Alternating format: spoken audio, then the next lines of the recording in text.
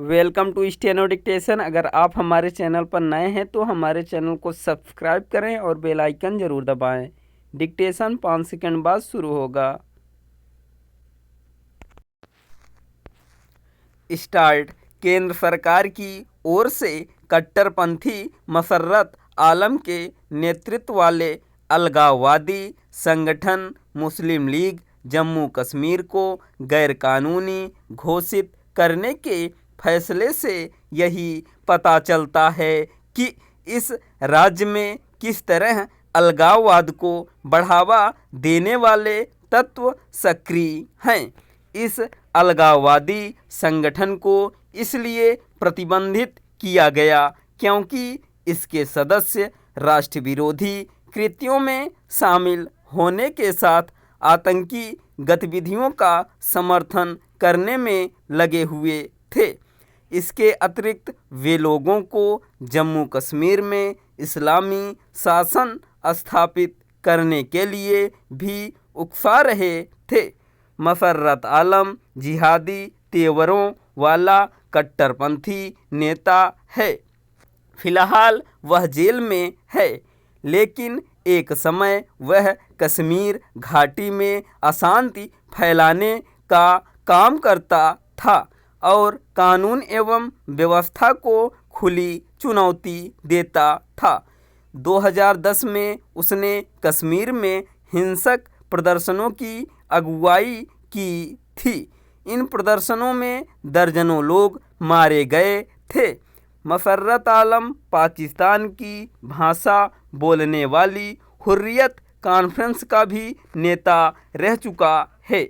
इसके बावजूद जब महबूबा मुफ्ती जम्मू कश्मीर की मुख्यमंत्री थीं, तब उन्होंने उसे रिहा करने की पहल की थी।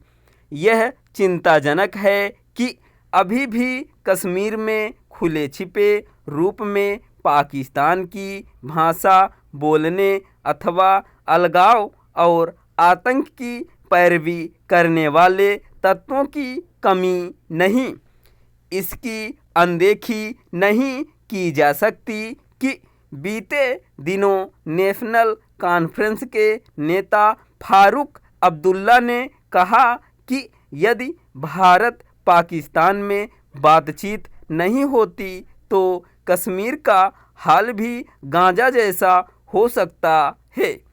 यह हर लिहाज से आपत्तिजनक और भड़काऊ बयान है।